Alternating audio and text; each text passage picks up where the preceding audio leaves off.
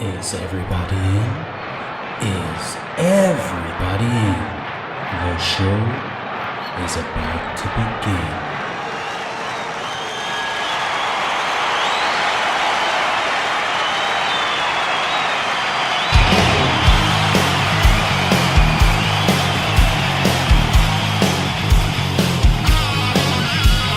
Welcome to the podcast, concerts that made us, interviews and stories, tales from the bus. We love taking you back to when it all went down. The greatest live shows and that cheering crowd sound. It's concerts that made us, concertsthatmadeus.com.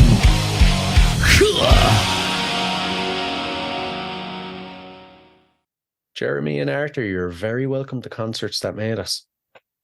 Hey, thanks for having us. Thanks for being there. It's great to have you guys now. I'm looking forward to diving into your music over the next bit.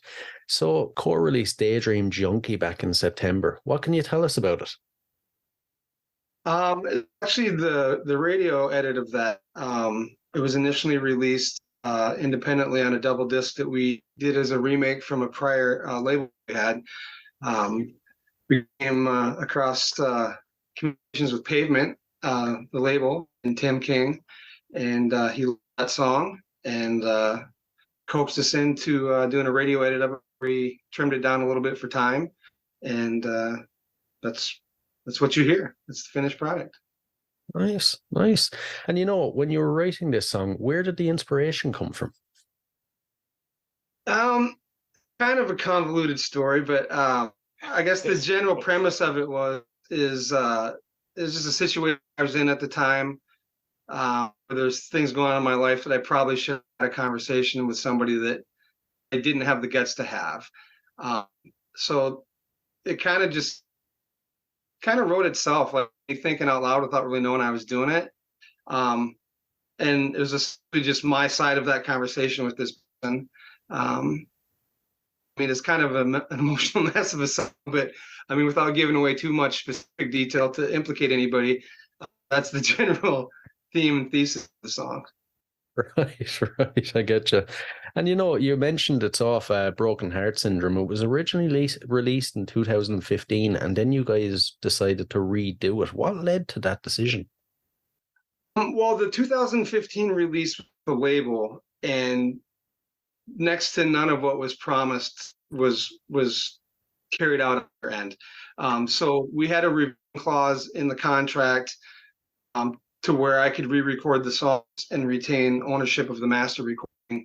I had very deliberate foray into the world of sync licensing, TV and film. So it was important that I had those rights to my ownership so that there wouldn't be any legal issues in terms of claims, things like that.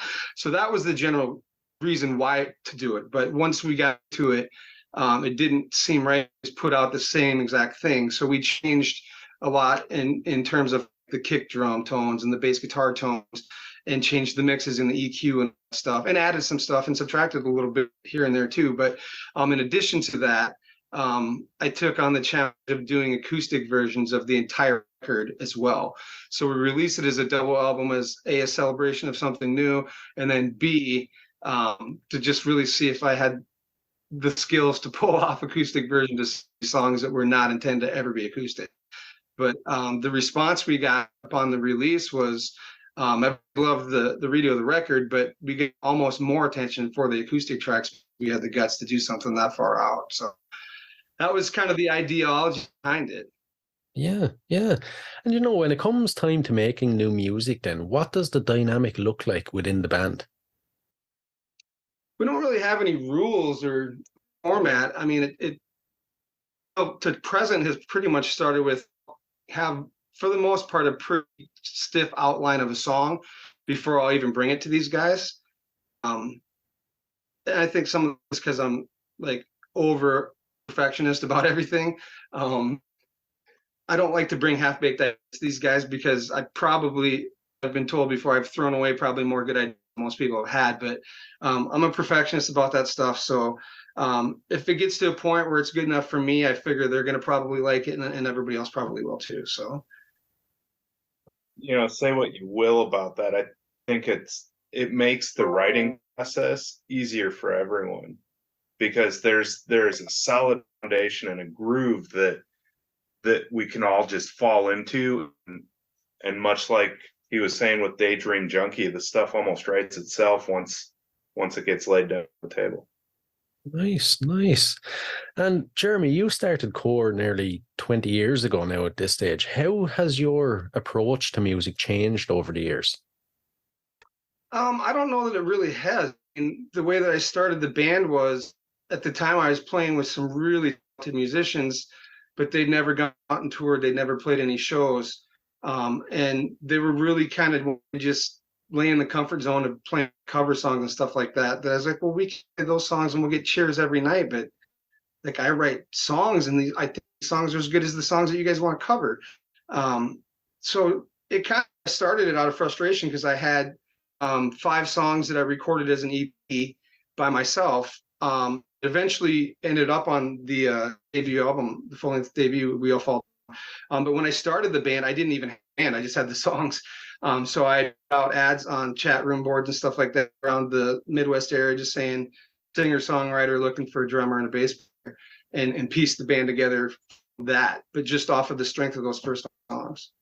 So fast forward 20 years later, if for no other reason, I just don't know any other way to do it. That's kind of how I approached the songwriting process.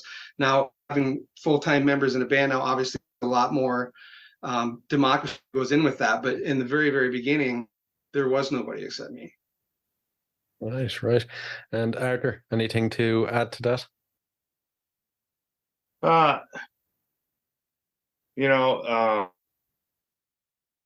it's fun. You know, there's some stuff that's kind of in the hopper, if you will, that has just started with fiddling around at rehearsal, and then we stop to actually do stuff, and generally be like, hey, no, keep playing that, and then a little bit, and then starts fiddling with. So you know, ironically, I knew Jeremy back then not nearly as well as I know him now, and we almost collaborated on a project back then, but then parted ways, and life brought us back together again. It's been That's the version you're gonna tell? well, I mean, if he wants to ask questions, he can, but No, we were together on the foundation of a band that it was a blessing. They kicked my ass out of the band before we got going. But it was the right decision, because the direction that band was going in, I was definitely not the right singer or person for that project. At the time, it pissed me off. So it was funny that all these years later, and we pretty much grew up together. So we've always known each other, run in similar circles, and have a lot of the same friends and stuff like that. But yeah, that's the whole version of that. That project evolved into like this funk rock fusion sort of deal, which thinking back to that, oh, and it was awesome. It's hard to picture me. I would have split if I wasn't kicked out, but in the early phases of that, I mean, I had no idea there was going to be dude up on stage rapping, and you had turntables and all this like crazy awesome like guitar driven rock, but with all those funk elements and hip hop stuff. So that's not my bag. And same time signatures and time changes, and it's fun. It does seem a bit different from Core, all right. And I suppose at this stage we'll dive a bit into your history to give the listeners a sense of where you come from musically. So it's a bit of a tough question now, but can you remember your earliest musical memory? I don't know that I remember in my mind, but I've seen the picture. When I was like 2, my parents have a picture of me like raiding their record collection. I had these gigantic oversized headphones on and was like jamming out to just music and like just putting records on my own, taking them off. So that would probably be my earliest interaction with it. In terms of something I remember, probably my earliest one would be Brian Adams, the guy that sings Summer of '69. My dad took me to see him, and like the entire section we were sitting in was smoking. So that would probably be my earliest recollection. I remember a lot growing up. My dad was a big Johnny Cash fan. I can't tell you how many times I heard a band named Sue growing up. Had that on vinyl, and that spun a lot. And Simon and Garfunkel, the boxer, was another one. Great songs, great artists, and yeah, that's still actually. My dad passed away in 2017, but I still have those vinyls at home. I see. And can you pinpoint the exact moment that kind of sparked a desire to become a musician in you guys? As early as I can remember. It's all I've ever really done. This is a strange dichotomy, but like sports and music are the only two things I've really had any aspiration for at all. You suck at sports, so no, I did suck at sports. I got critically injured in sports, but yeah. But yeah, it was always music, and for me, because of those two things, I didn't really have a core group of people that were like my people, because like football and basketball season, like my jock friends didn't understand my music friends and like would make fun of them and stuff. So I'd be in fights with them all the time. They're good people. Like, what's your problem?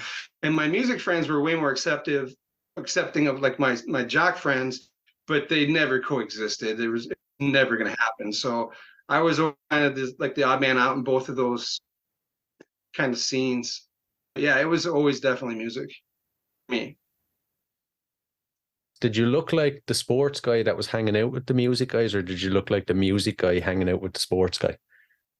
Kind of more like the music hanging out with the sports guys. Still do.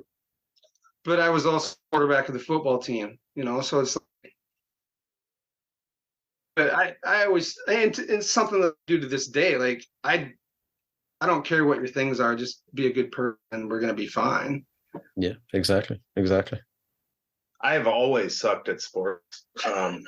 Enjoyed playing, but in fourth grade, the orchestra teacher came around to all the classes, and I remember her coming in and showing the class all the instruments, and she pulled up the bass, and I was just like, oh, that I want to play that.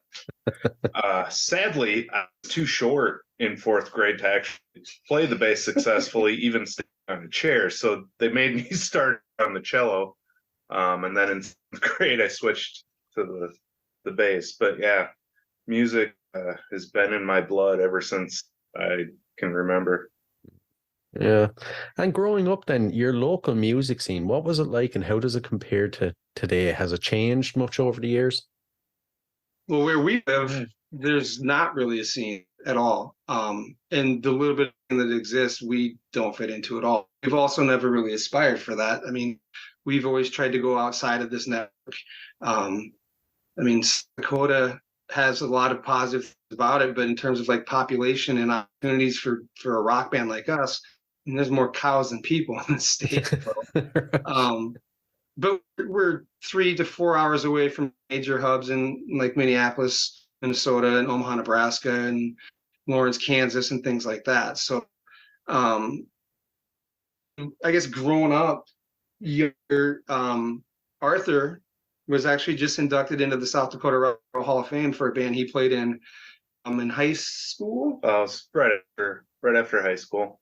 Congratulations. Yeah, and then there was another guy that was a little bit older than me and Arthur, but he was also inducted to the Rock and Roll Hall of Fame as a promoter. His name is Terry Taylor, and he still does promotion like nationally with the company Mammoth, but he was my first recollection of a music scene. He would book like punk shows in like rent gymnasiums where there'd be a stage on each end of the basketball court, and one band would go and they're done, the other band would go, and it just went back and forth like that all night. So there was that part of the scene, but it was like a punk thing that I was like, I like that music, but my brain doesn't work like that in terms of like music.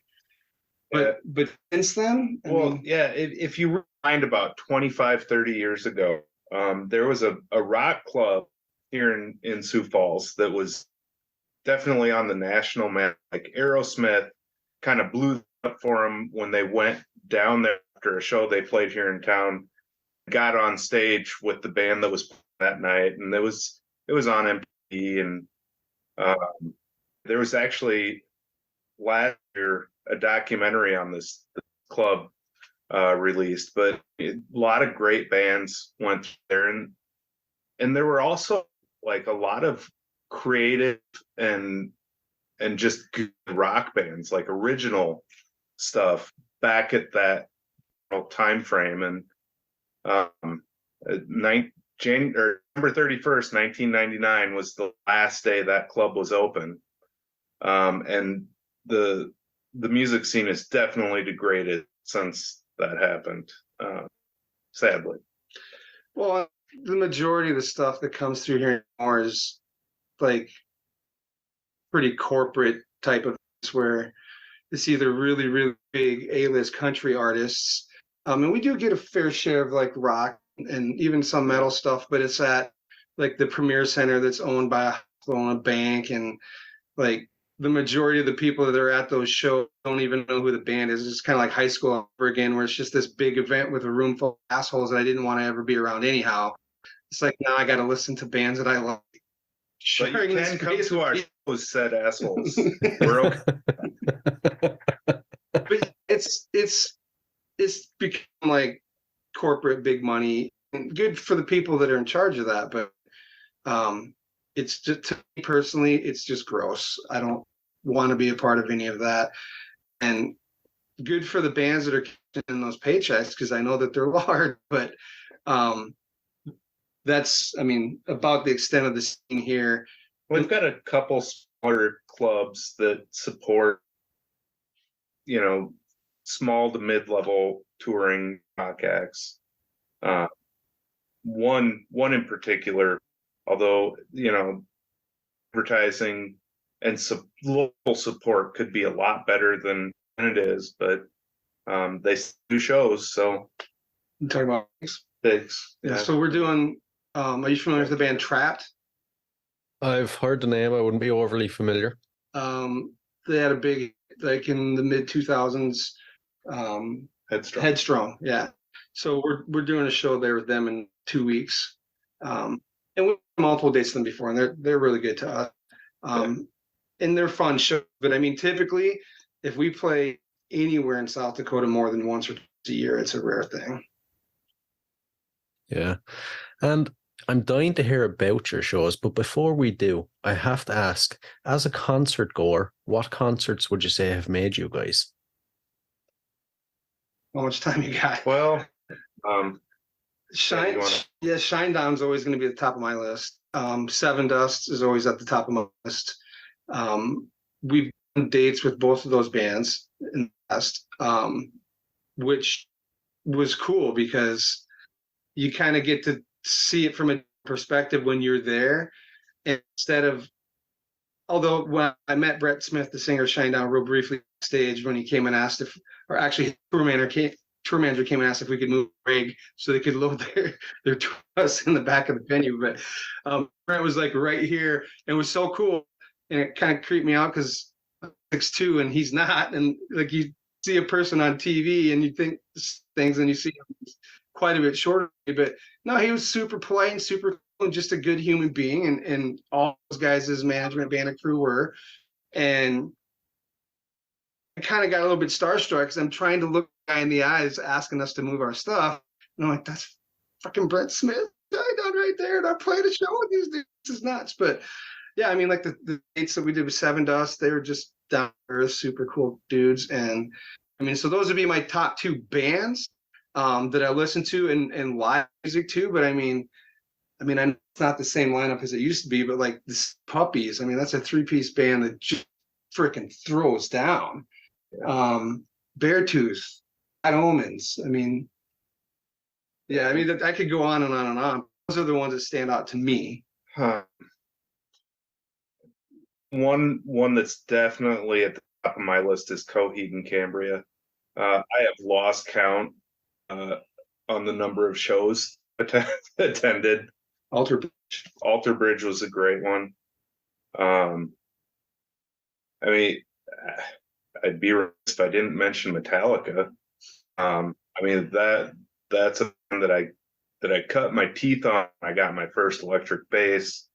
You know, seen them multiple times, and they always deliver.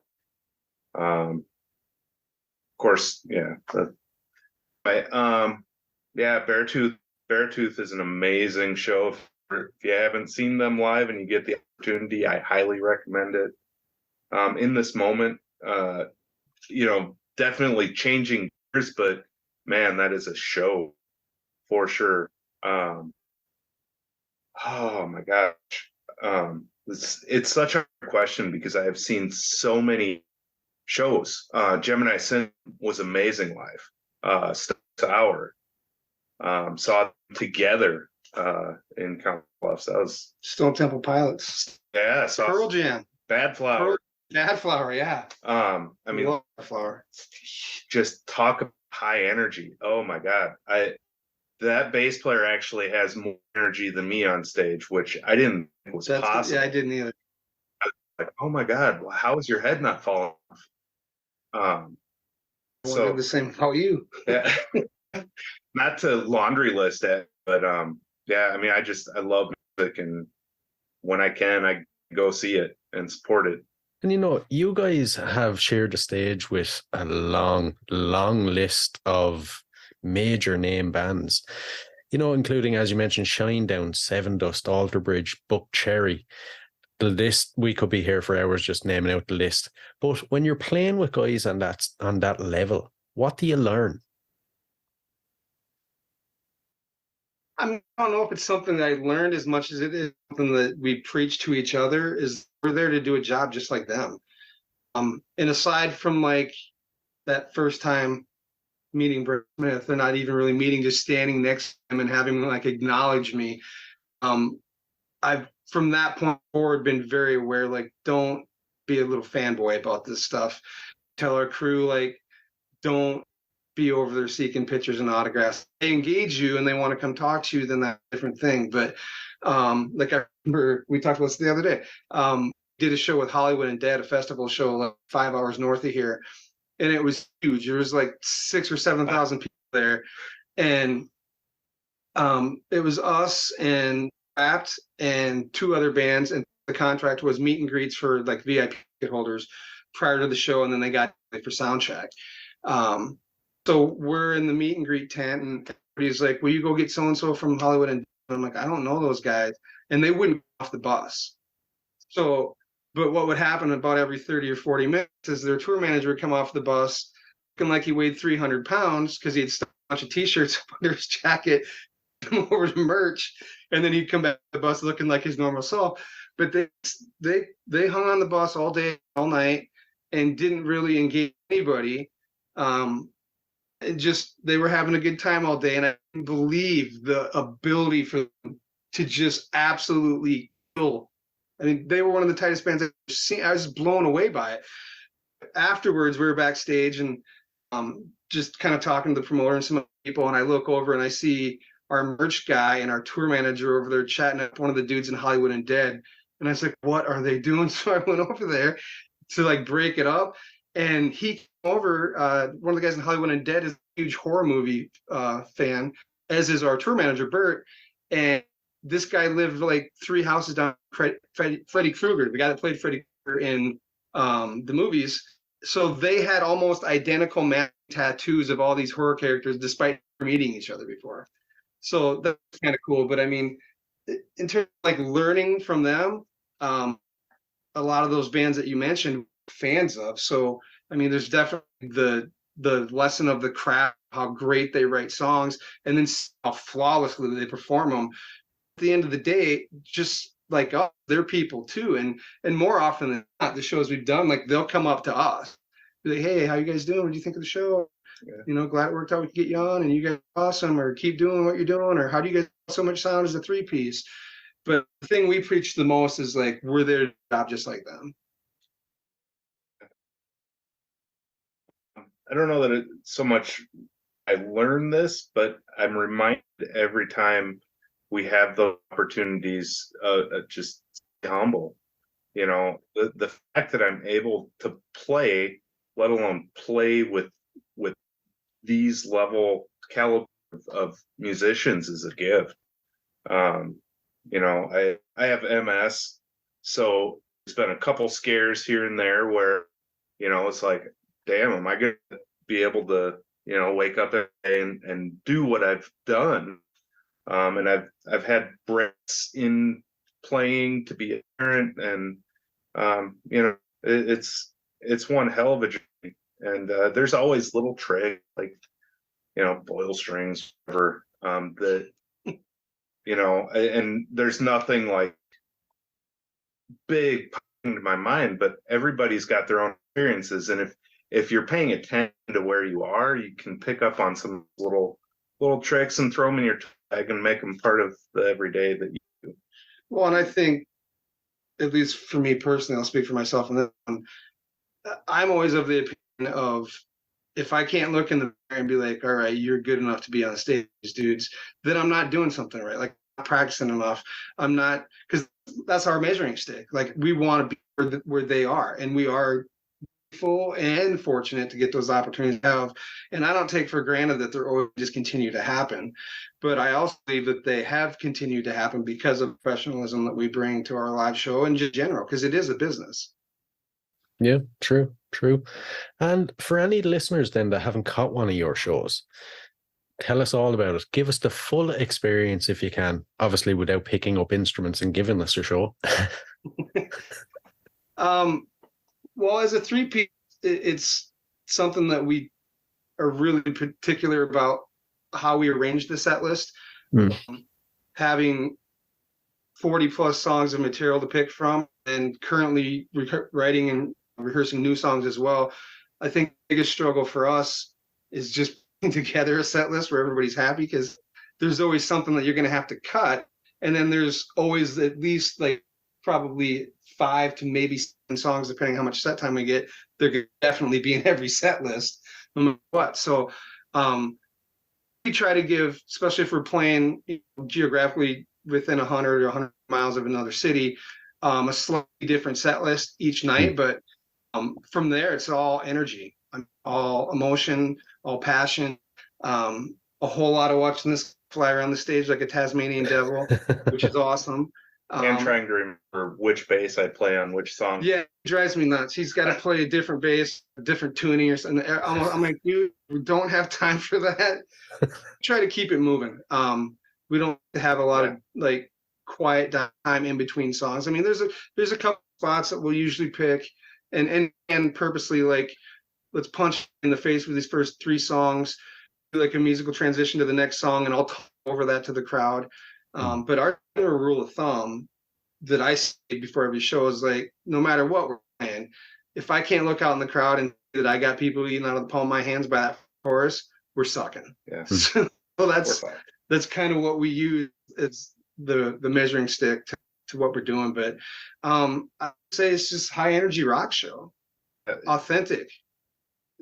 Somewhat, I guess I would say also kind of how Blind Melon, stay with me on this one, how Blind Melon kind of approaches the creation of an album. If you look at all of albums, it's a journey from the start to finish, and it makes sense by the time you're done how every song is placed throughout that album, and our shows are no different than that. No. And it's one hell of a fucking ride, I'll tell you that. So, you know, stay tuned and show up and see us if you happen to be in the States. If we come to Ireland, we will absolutely reach out. I'd love to come to Ireland. That would be pretty epic. All right, you guys had teared up over here. And actually, we had contact. Yeah, we had an opportunity to tour the UK with Infamous Steam. Like ridiculous, like 70,000 seat amphitheaters, but yeah, it was logistically not thing that we were going to try to tackle. But it's cool to have. I mean, and that was again from Label, an opportunity that we got through them. And I think somebody from the label actually did jump that. Yeah. I mean, we had the conversations, okay, the expenses to get there and back and logistics are damn near impossible. But if we can pull it off, we're playing in front of that people every night.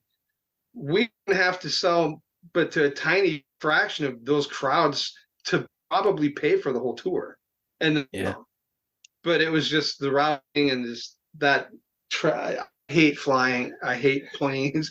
Actually, I love the idea of flying, getting from one place to another in a short amount of time, but it's everything between is traumatic for me. I'm a big baby about that stuff. We'll get into skydiving yet. No. And when you think of all the gigs you've played now, is there one that sticks in your mind as maybe the most perfect gig you've played? I know there's no such thing as a perfect gig, but which one sticks out? Ooh, a tough one. One definitely sticks out for me is when we played with Alterbridge, for no better reason than, I've held all of those guys on this ridiculous pedestal for as I can remember. And the bus pulls up, and I remember Miles getting off the bus and just coming straight over to it, taking his hand out and saying, "Hey, I'm Miles." I'm like, I know. We know. Just down to earth, nice, one of the nicest guys I've ever met. Yeah, and then him and Mark Tremonti came up to us and they're like, "Thanks for doing the show. You guys sounded great. Hope you had fun." I'm like, "Yeah, thanks for having us." We had a lot of fun with one of our stage crew and his traveling lawn chair. That's a whole nother story for another time. Another story. For me, it's so hard to pick one because they're all so unique, but definitely the Shinedown show on the Sound of Madness. That was at a baseball stadium. I mean, absolutely sold wall to wall. And then that first 7 show probably would be the ones that stick out to me. But it's all. Yeah. I mean, it's like if the worst problem I have in the day is figuring out which was the least special of all, that's been a pretty good day because they were all freaking amazing. Yeah, I get and you. We've got some huge tour dates coming up in November and December that we can't announce yet, but they're pretty epic. And those are like week runs instead of like off dates. So a little bit of a nightmare logistically from a track perspective, but we're making it happen. So get back to us in January. We may answer that question differently. I'll have to do that. So I'll have to do that. Now, I always say you have to have the good with the bad. So is there, out of every gig you've played now since you started playing, is there one that sticks out as the worst? And how did you overcome it? The 2, and they've happened in the last. Okay, there's 3. The 2 I were going to say happened locally within the last calendar year, and one of which is the venue that we're playing with Trapped 2 weeks from which was ironically with Trapped. So they put last minute like some local 80s cover band opener that went high school kids. Yeah, like went over their set time, and then band that was the opener the whole run of dates went way over their set time.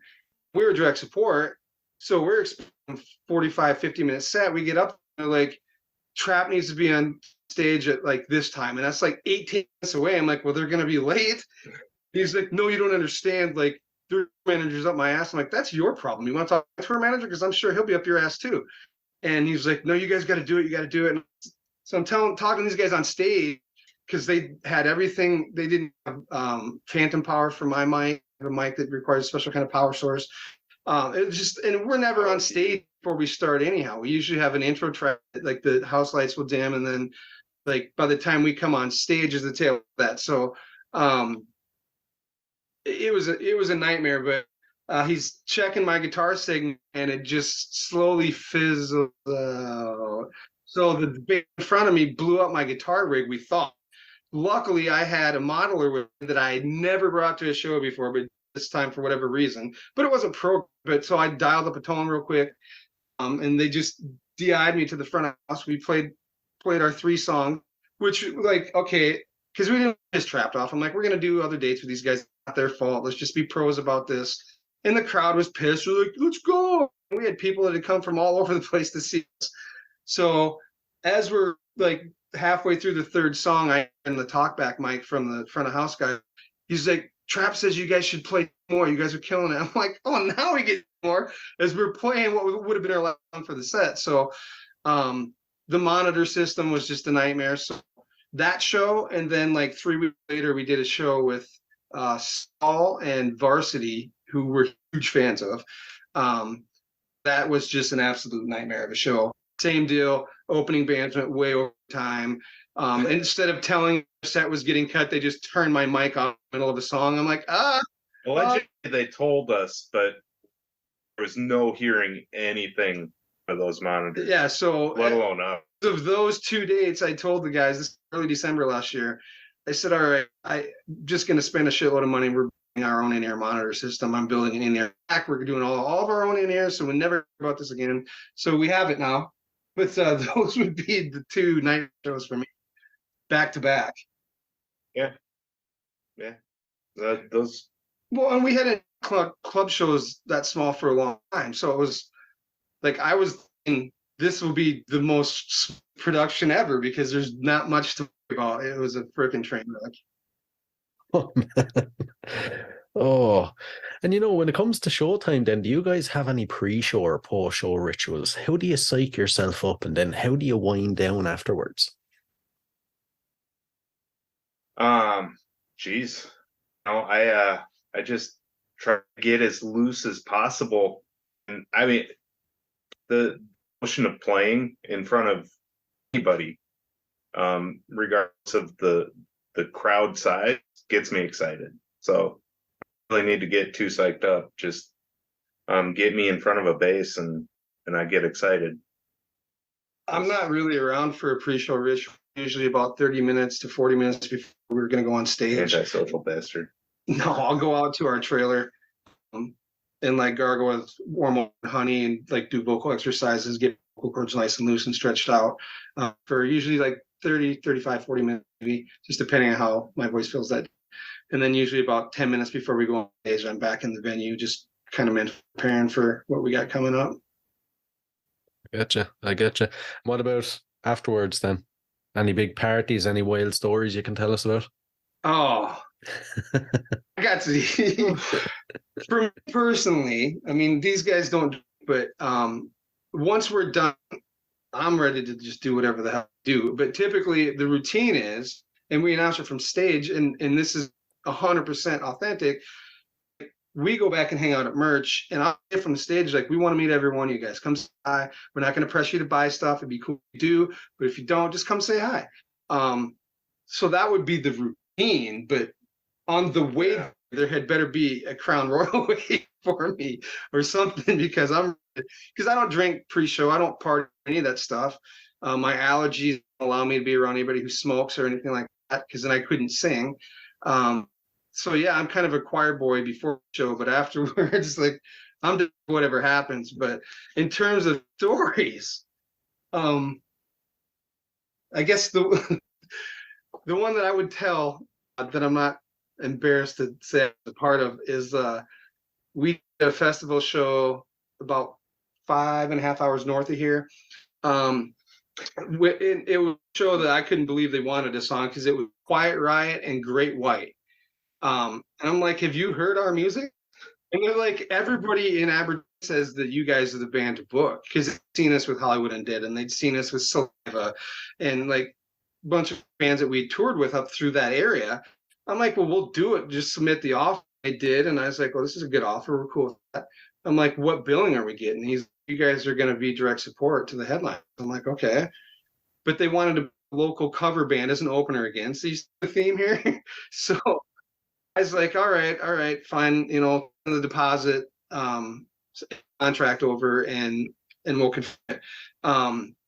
So they did that. And then like 3 days before the show, the promoter called. He's like, hey, buddy that's like paying for half the show, he owns a local bar here. He wants you guys to do an acoustic, or he wants you guys to play at his the night before the show. And I said, well, we're not going to do that. And he's like, why? I said, because that's stupid. someone going to pay $60 to see us tomorrow if they can see us the night before? You're for free. Like, I'm not doing that. But show, the headliners will probably kill all of us. Like, he's like, no, they're going to come down and hang out with you guys. I'm like, well, that's cool. They want us to do a whole set at this little shitty bar. And he's like, well, we haven't talked to them. I'm like, I want to talk to them first. What the compromise ended up being was that just me did an acoustic, 30-minute acoustic set, and left to the devices of my band time. This is prior to Arthur, like probably a year to Arthur. So this is probably like 8-9 years ago. The band at that time were all partakers in whatever they could partake in. So all getting hammered and stoned out in the crowd. And I didn't know that the owner of the club told them just order whatever you want for foods. The time I got done with my 30-minute acoustic set, they had the whole bar drunk and high and had enough food to feed in the bar times two.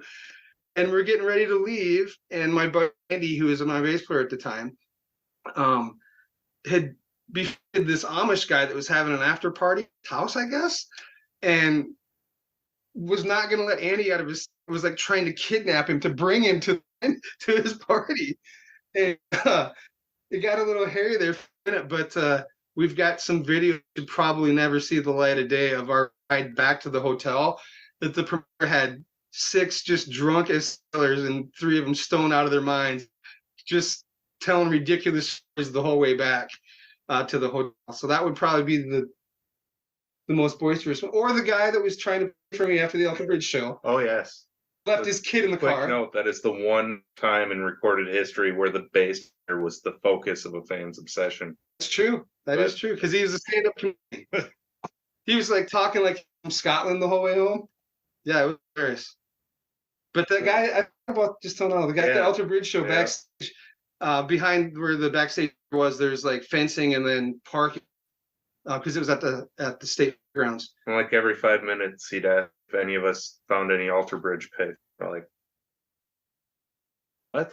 Yeah, but then we he gotta pray for you too. Yeah, he started saying some outlandish shit about how, like, I'm worried about you.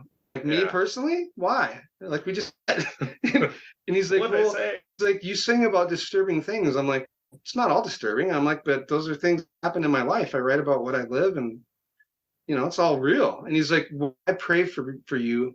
I'm like, we just like, in the meantime, this guy had his daughter in his car, and it's dark outside. Yeah, he's like, my kid's in my car. I'm like, maybe you should stop praying for me and go get your kid. Yeah. And please stay on that side. You're scaring the shit out of me. That was wild. Yeah, that was a lot. But also, that was one of probably the coolest, like, band memories I have with us as a group, because I turned around and all the guys are right there, like, if this guy does anything wrong, I'm like, I can handle myself. We're fine. But yeah, that was weird. Had a girl come show once that tattooed the band logo on her chest. Right. Crazy. Had a boyfriend asked me to sign his fiance's breast. And I'm like, is she on this? And she's like, yeah. I don't know if I feel right about this. But I did it, and I was pissed off about it. But I was like, look, these guys, what do you do? Pay bills. They buy merch. They're fans. Like, yeah. I don't know, maybe they have some kinky fetish thing. I don't know. It was the weirdest thing I'd ever seen. But I mean, I didn't touch her. It was sharky. Oh, man. Yeah. Those are the cleanest ones, I can tell you. Right. I get you. And, you know, how do you guys go about balancing your personal lives with the demands of being in a band then? That's a good question. And if I ever come up with a good answer, I will absolutely let you know. You know, it's family comes first, you know. Without my family, I wouldn't be able to do any of the things that I do, and nor would I have half of the motivation. So, but from there, it's just, you know, there's a laundry list of things that need to happen in order for us to happen, and it's simply a matter of how can we manage to get this worked out and not let other critical balls, if you will, drop. And it is a juggling act, but right where you started is where I would start too. I mean, in fairness, like when I met my wife, she knew she knew who she was getting involved with, but she's also been my biggest supporter, bar none. And didn't have that support, we probably wouldn't be doing it to the level that we're doing it, but we would still be writing and recording. We just probably wouldn't be touring. We wouldn't probably be as aspirational about it as we are. But I mean, and honestly, there's been times where I was like, what are we doing? Like, why am I putting all this time and energy into it? Because the highs are really high, but there's lows that do, you know? So it's like, you invest so much of your life into this. I mean, I started the band 20 years ago this month. But she's been the one that's you don't want to quit. Like, you won't be happy with yourself or your life. And in fact, the Alter Bridge show is a prime example of that. So we had the show booked 3 months in advance, and through a bunch of political BS that happened with the promotion side of that, like the week of the show, they're like, "You're not on the show." I'm like, "You're not even doing the show. It's not even your show. This was booked 3 months ago. Piss off." I'm like, what's Alter Bridge doesn't approve it. I'm like, they approved 3 months ago? No, like, whatever. So we had that time off work because they were Sturgis at the motorcycle rally the night, and we were trying to get picked up for that day too. So we had cleared that week to be on tour, basically, those 4 or 5 days. Once that gets canceled, my wife's, well, I already got the time off from work, and we had just gotten from a week in Vegas. And she's like, "You want to go back to Vegas?" I'm like, "When?" She's like, "Then." I'm like, "Fuck yeah, I want back to Vegas." So she's booked the flight. So I pulled it up and literally was like just getting ready to hit enter after my card number's in. And I get a text, Alter Bridge date back on. I'm like, what? So I call these guys and I'm like, supposedly the Alter Bridge date's back on. I'm watching like the timer on this tick, like, "You have 2 minutes and 30 seconds to complete this purchase before we re-rate your flights." And I was like, "Oh, great."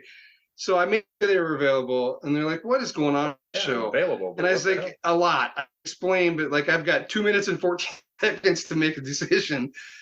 Do you want to do the show, or should I tell this guy to go screw himself? Like, no, let's do the show. So we did that. But before we did that, I called my wife. I'm like, "All right, we're down to like 45 on the timer," because she had just run to go get dinner. She's like, "What do you mean?" I'm like, "To prepare for it." She's like, "I told you to do it." And the promoter got back to us that wasn't part of the cine that now says we're back on the show. I don't shit. We can go to Vegas or we can do the show you pick. And she's like, "I'm not going to pick. You can't pick right." I'm like, "You better pick something because like 48 seconds now." I said, "If you don't play this show, you're never going to forgive yourself." And I said, "I don't know. I could get over another week in Vegas." she's like, "Call, honey, but I support you either way, but I think you should probably do the show." So that's what we did. And that's the essence of who she's been through all this. And she's been there for the highs and she's been there through the lows. And honestly, if it wasn't for support, there's probably at least 2 I can think of where I would have just said, like, I can always not be in a band. I have to put myself out there and just write and record music for the love of it. I mean, I got a home studio. I've accomplished amazing things. But I'm glad that she was that voice of reason. You'd be like, "No, this is who you are. You can never quit. You will never quit this." So I'm right. Yeah, family is all of it. Yeah, 100%. Yeah. And geez, you're very lucky to have her being that supportive. And how would you like the band to evolve then? What would Core look like in, say, 5 years' time in a perfect world? In a perfect world, in like the next 12 to 18 months, we're going to be headlining these venues that we're going out in November, December. That perfect world. I like it. And before we dive into the last couple of questions, then, future plans that are set in stone. I know you told us there's something in November you can't share. Is there anything else you'd like to share with us that you can share? Well, we've got tour dates. We're out for a week. I can say this, I think, in Florida in November, and then upper Midwest through the last week of the year in December. Can't say who it's with. And I maybe didn't say that much. I was going to say, let's hope you can. Yeah, let's hope I didn't get myself in trouble. But that's set in stone. We've known about that for a couple of weeks. Just keep getting told next week. So we're just sitting back trying to shut on it because it's really awesome. It's going to be amazing. Hell yeah. You can definitely expect some new music from us the early part of next year. We'll call it early part of next year. That was part of the conversation. We agreed to the offer that we have with Payton is that I'm writing and recording new music right now that I think is on point, if not better than anything we put out before. And it shows a little bit of evolution as I think each core record has. I mean, it's fundamentally the same kind of music. It's fundamentally the same song structure for the most part here and there, but every record you can tell there's just a little bit of evolution to the songwriting. And Broken Heart Syndrome is a effect of the label deal that we had going back to 2015. I ended up doing that whole record here. So I learned things about production and like EQ and compression and things I never gave a crap about before, but I had to know how to do it because I knew the sound that I had in my head and I wasn't going to until we got there. So now, I mean, the benefit of that was that since then, everything that we put out, we just do here on our timeline, our schedule. So it's cost effective, but it also gives us the ability to like, maybe let's come back to that in a couple days and just see, as opposed to being like, you got 6 days to get this record done. Which I probably work better the deadline anyhow. I seem to. I can give you a deadline arbitrarily. I know. But it needs to be done today. Well, then we get the day. But yeah, with that in mind, with the deal with Pave, I was anticipating it was going to be for the new music, but you know Tim King? Not personally, no. He's the vice president of Pavement, head A&R. That gave us this. He's like, look, we can go either way. He's like, I've checked out your catalog. It's great. I trust any new music you put out to be on par with this at least. But I really, really like that song Daydream Monkey, and I think that's something special. Like, all right, where's the but? Because it felt like there was a but coming. He's like, well, the way that our promotion team is going to handle this is that we would like the song to be 3 minutes long and the chorus to hit at or before 30 seconds. I'm like, the song's like 3:25 right now. And he's like, we got to get it to 3 minutes. Or if you want to do something new. And then there was another song we have called Camouflage that he really liked too. And there would have been edits there. So I was torn. And as a band, we kind of went back and forth because they've had the benefit of hearing the new music. So they're like, the new stuff. But I think what was the... Yeah, but I think what kind of sealed it in the end was Tim's like, look, we can go either way, and I trust you guys. I definitely want to hear the new music before we agree to do that. But we can build up a bunch of, steam off of Daydream. It's a existing asset if you can figure out a way to get it that time constraint. And then we've already rabid, pool of people for the new music, and then we hit them with after the fact. A pool of junkies. Yeah, so that's the route we went. I went through and made some edits to the song. There's a musical interlude for about 20 seconds after that second chorus, actually after the first bridge going into the third chorus, that I went through and just removed that. And then the nightmare in my hands of how to surgically put the song back together. It sounded as if it was recorded like that. And I wasn't sure if I could do it. But once I got it, I'm sending it to these guys. I'm like, this is it. We got it. So I sent it off to Tim. Never been so nervous in my life, ever. And his response was overwhelming. He's like, song is fucking awesome. Is word for word what he said. And I think, so Tim is the bass player in a band called Soil. They're a huge band you look up to and adore. So to have him like say anything nice about us was great, but to have that as a stamp, I'm like, all right, we made the right decision. And I feel like quite the accomplished death metal singer. Yes. What's his Embryonic Autopsy? Yes. Embryonic Autopsy, other bands. And he's does so much in the music industry, but to have that vote of confidence, I was like, all right, we did the right thing. And I mean, just this interview here is proof of the best team we've had around us in the history of this band, where I feel like it's not just the band believes in the band. We've got a team of people around us that are believing in us and promoting us as well. So well, my wife confirmed that was the right decision. I mean, how many years now. It's not like she hadn't heard any of this stuff before. And we released the radio edit video, and later that day she's like, God damn it, that song totally stuck in my head. Yes. He texted, she said that, and I said, tell her you're welcome. I mean, it has resonated. I found out in an interview we did yesterday that it's over 50,000 or 51,000 views on YouTube right now. So it's been out for 3 weeks, 4 weeks, 3 or 4, right there. So I mean, my definite thing is definitely music. Like 1 week with the label. So yeah. So yeah, that's. No, it's super exciting though. And like you guys, you've been doing it for years, but you're finally coming into your time now, you know, you're on the ascent. Well, personally speaking, I think it's a really good thing that like we didn't like land with this stuff like say 10, 15 years ago, because I was a train wreck back then. You were, but I wasn't. He wasn't, but you know, I'm just grateful. You were a lot of fun then. Well, but you wouldn't have been dependendble. Right. For any of this I stuff. Still am fun, I'm just different fun. I'd have been kicking you out of a band. Yes. Exactly.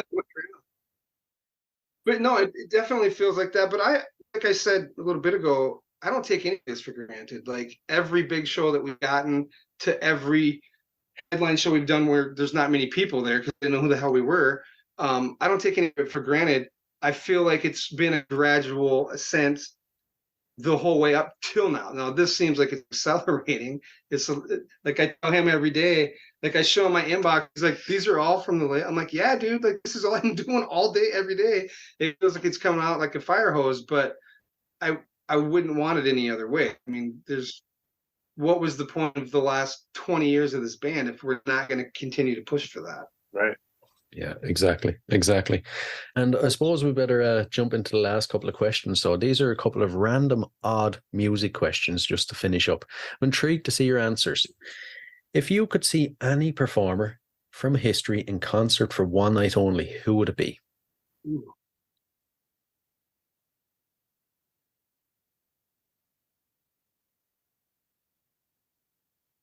This is going to sound cliche, but I'd say probably John Lennon. Right.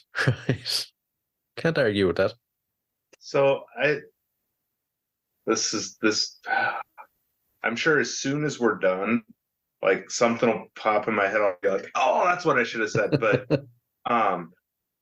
honestly, Blind Melon with Shannon Hoon actually there.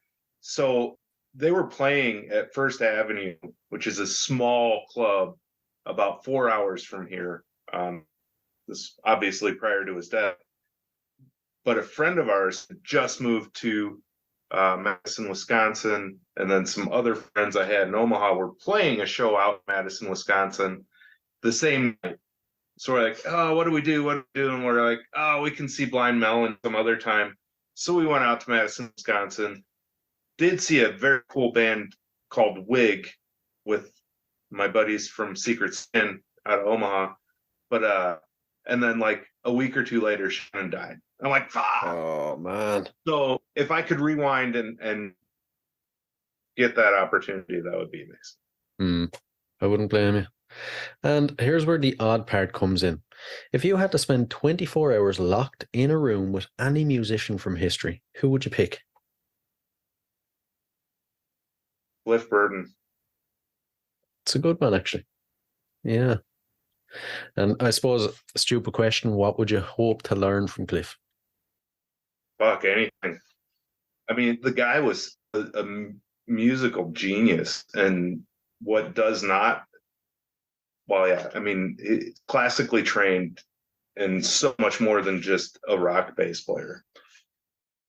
I mean, again, my go-to would probably be John Lennon, but for my immediate needs and uses, I'd say probably Ben Bernsley from Breaking Benjamin. Yeah.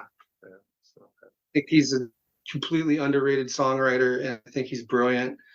And he just approaches songs in ways that are kind of foreign to me. that even as much as I study him, I'm like, I don't think I could ever do that, because so much of the song structure is like based around a riff, and then he'll switch into like 2 or 3 other riffs in the song, make it work, and then somehow still write these amazing, beautiful, melodic, like huge, from the mountaintop choruses that just blow me away. So blow me away for Breaking Benjamin. So yeah, that would probably be my immediate pick right now. That was worse than your band comment. There you go. Claudio Sanchez would be like a very, very close second for me. That guy's amazing. His overall approach to songwriting and how he has incorporated the concept idea into, God, what is it, 12 albums at this point? I mean, it's just, and accompanying graphic novels, it's just insane. Yeah.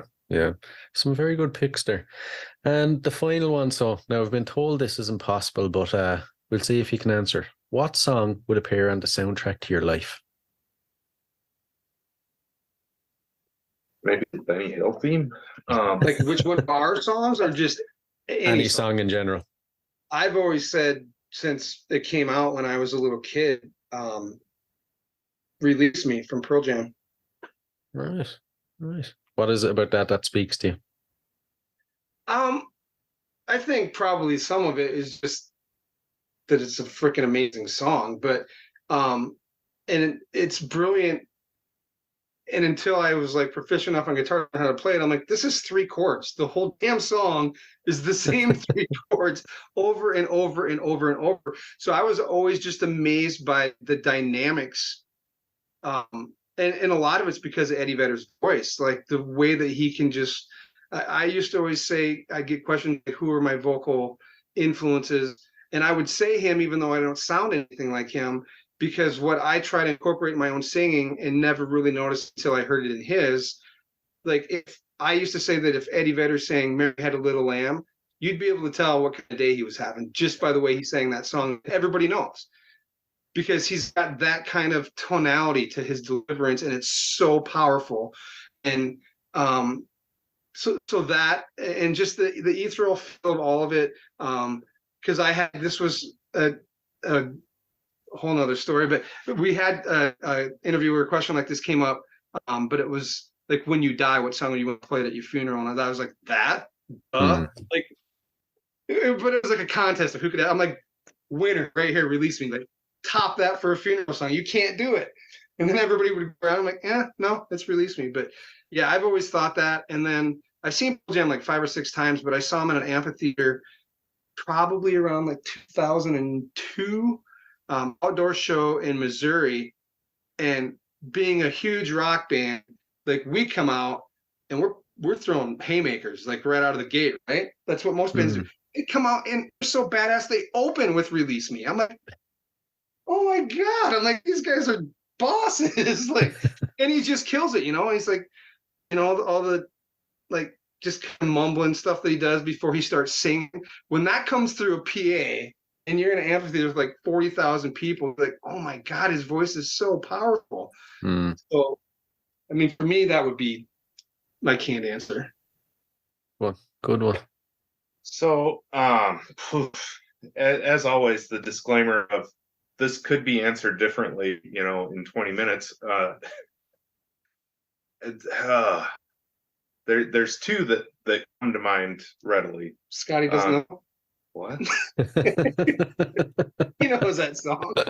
I didn't hear what you said at first. Took a second to fully travel. So the first one, Against the Wall by Theater.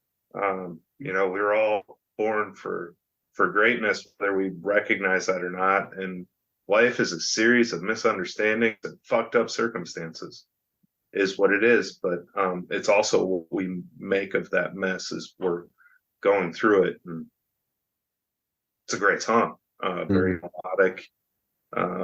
The other one that comes to mind would be No Excuses by Alice in Chains.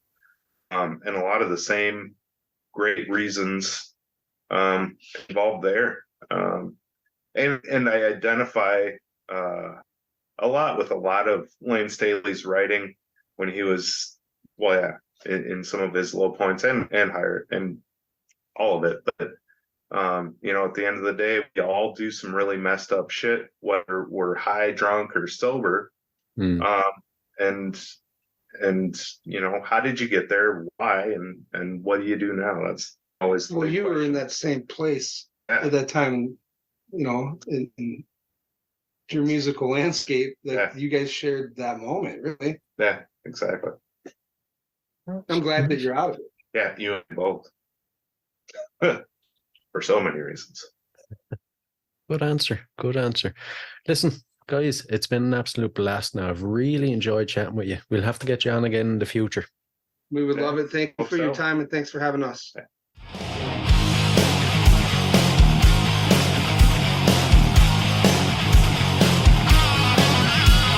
Welcome to the podcast, conscience that made us. Interviews and stories, tales from the bus. We love taking you back to when it all went down. The greatest live shows and that cheering crowd sound. It's concerts that made us, concerts that made us.com.